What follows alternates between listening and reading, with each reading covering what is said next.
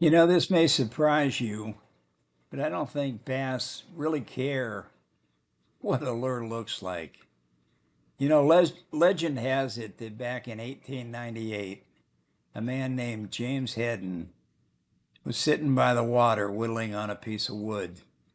As the story goes, he kept carving and shaving until that piece of wood became smaller and smaller. Eventually, he just tossed it in the nearby pond.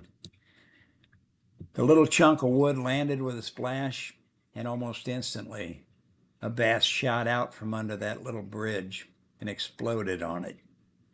That moment is widely considered the birth of topwater fishing lures. Now, think about that for a second.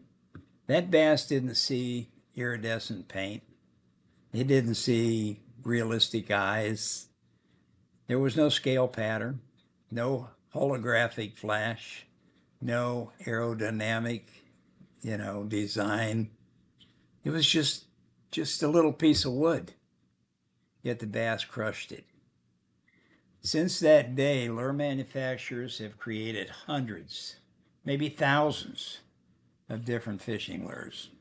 They've tried to imitate every creature imaginable: crawfish, frogs, bluegill, minnows, salamanders, shad, even creatures that don't even exist in nature. They've added glitter, reflective scales, lifelike eyes, rattles, scent chambers, ultraviolet paint, ultraviolet paint, and color combinations that look like they came from a science fiction movie. And somehow, over the years, fishermen have become convinced that one specific color, size, or creature bait is better than another. Green pumpkin, June bug, chartreuse, watermelon red flake. Every year there's a new must-have color. But very few anglers stop and remember that first bass, the one that started it all, because that bass simply struck a piece of wood. Legendary structure fisherman Buck Perry once said something that stuck with me, and I repeated it many, many times. He said, a bass has a pea-sized brain. It has never had an original thought in its entire life, and it never will.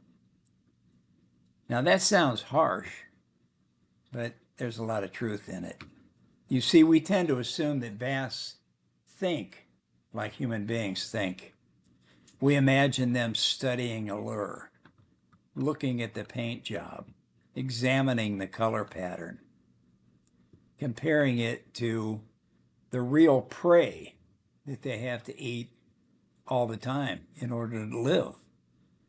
But you know what? Bass don't do that. They don't analyze, they don't study, they simply react. To a bass, the decision process is incredibly simple. If it moves and it fits in my mouth, I'm going to eat it. That's pretty much the entire thought process. Bass strike for one of two reasons. Number one, obviously, to eat. And number two, usually to protect their nest or to move an object away from their nest that they think might be attacking their eggs. That's about it. Now, they'll attack a lure if you irritate them, which a lot of anglers do, particularly bed fishermen. But they're not trying to eat that lure. They're just trying to keep it out of their nest. And they're not evaluating or grading your lure selection. They don't care. They're not comparing the brand or the brand name. They're not saying, I really wanted a real Gary Yamamoto Senko, not one of these ripoffs that somebody made at home in their garage or, uh, didn't come from the original manufacturer. They don't care. they're not saying to themselves that crawfish is the wrong shade of orange. They say movement, they feel some vibration, they sense something invading their space, and they react. Yet every year, the fishing industry releases hundreds, thousands of new lures, new shapes, new materials, new colors, new revolutionary designs, and fishermen line up to buy them. But here's the truth that rarely gets talked about. Most of those lures are not designed to catch bass. They're designed to catch fishermen.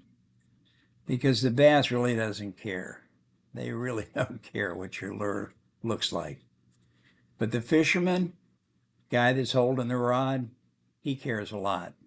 And as long as anglers believe the next color, the next bait, or the next design will give them an edge, there will always be another lure on the tackle shop shelf waiting to catch the next fisherman.